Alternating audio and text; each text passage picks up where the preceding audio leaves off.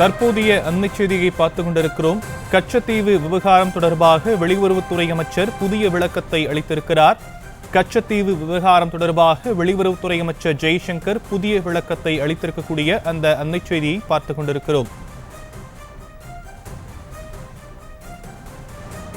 காங்கிரஸ் திமுக இணைந்து கச்சத்தீவை தாரை வார்த்ததற்கு ஆதாரம் உள்ளதாக பிரதமர் நரேந்திர மோடி புதிய குற்றச்சாட்டை முன்வைத்திருந்த நிலையில் தற்போது வெளியுறவுத்துறை அமைச்சர் ஜெய்சங்கர் இதற்கு விளக்கம் அளித்திருக்கக்கூடிய அந்த அண்மைச் செய்தியை பார்த்துக் கொண்டிருக்கிறோம்.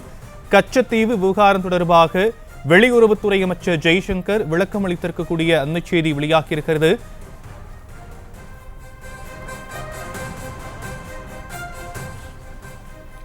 $6,184 Indian fishermen have been detained, seized, detained, apprehended by the Sri Lankans. So this is really today the background. This is the issue that we are discussing.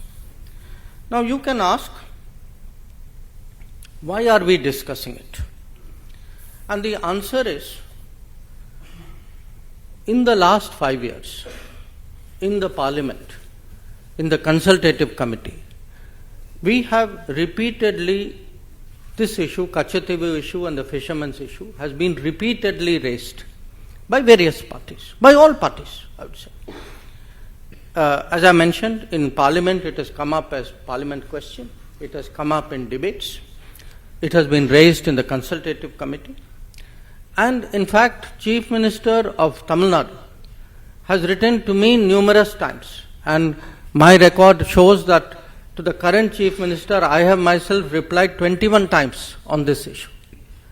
So please understand, this is not an issue which has suddenly surfaced. This is a live issue. It is an issue which has been very much debated in Parliament, in Tamil Nadu circles as well. It has been the subject of correspondence between the union government and the state government. And as I said, 21 times I have myself replied to letters. Now, every political party in Tamil Nadu has taken a position on this. And here, one of the reasons why we are debating it is, in looking at these two issues, the Katchatheevu issue and the fishermen issue, two parties, the Congress and the DMK, have approached this matter as though they have no responsibility for it, as though the situation is for central government, today's central government, for them to resolve. There is no history to this. This has just happened. They are the people who are taking up the cause. That is the way they would like to project it.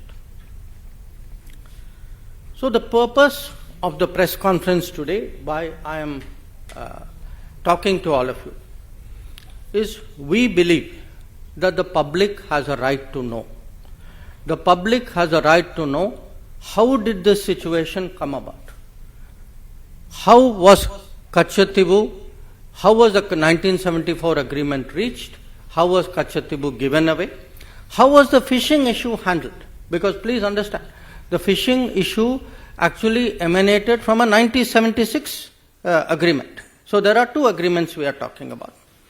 So because these have been live issues, because they have been discussed, because they have been discussed earlier also in Parliament, two documents were sought from us as an RTI request. And these were provided. One was a document about Ministry of External Affairs summary background note for the meeting of the Informal Consultative Committee in 1968 on this issue. And the second was a record of discussion of a meeting between the then Foreign Secretary and the then Chief Minister of Tamil Nadu, Honorable Kalaignar Karunanidhi, in June 1974. Now, the point today is, we know there are two agreements. We know there is a 1974 agreement. We know there is a 1976 agreement. We know who did this. How has this situation arisen?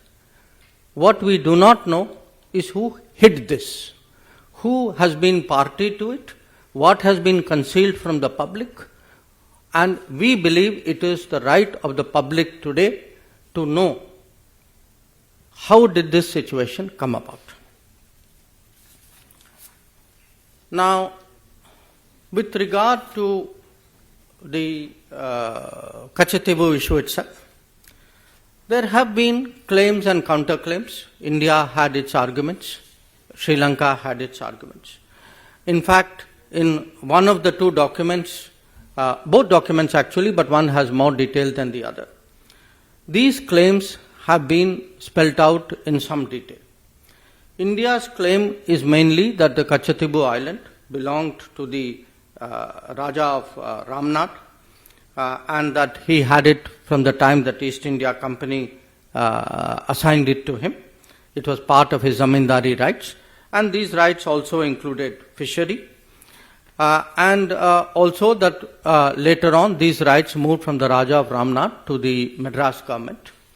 A second argument was that during after independence, for many years, Indian customs regularly went to Katchatheevu, and this was not obstructed. And the Indian view also was that there was absence of any documentary evidence to show that Sri Lanka had an original title to Katchatheevu.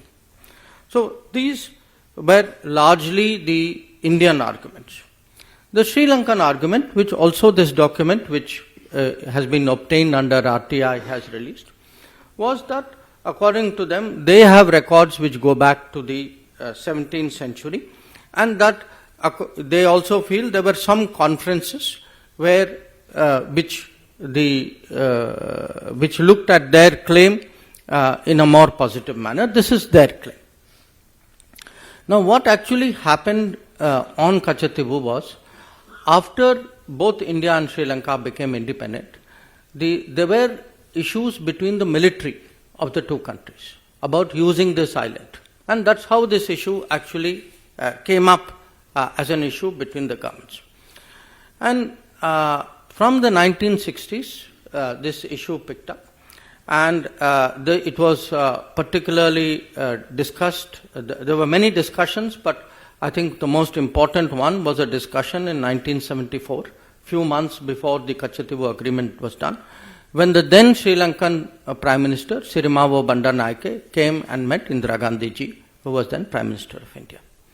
So this broadly is the issue. These are the claims. But as I said, we know who did it.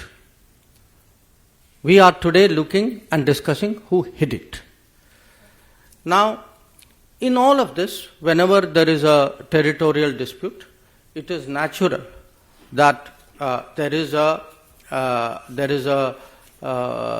request. You take a legal view of what is the claim. So at this time, the legal view was actually originally sought from the then Attorney General of India, Shri M.C. Setalvad. Many of you would be familiar. He was a very famous person. He was a legal luminary. Now, it's very interesting.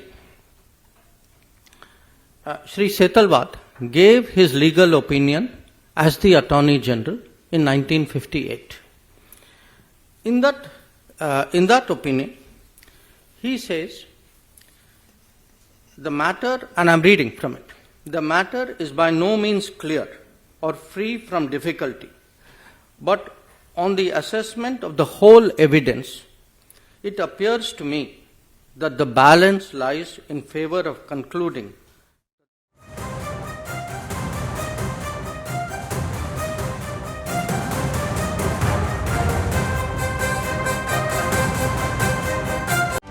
செய்திகளை உடனுக்குடனும் துல்லியமாகவும் தெரிந்து கொள்ள subscribe பண்ணுங்க.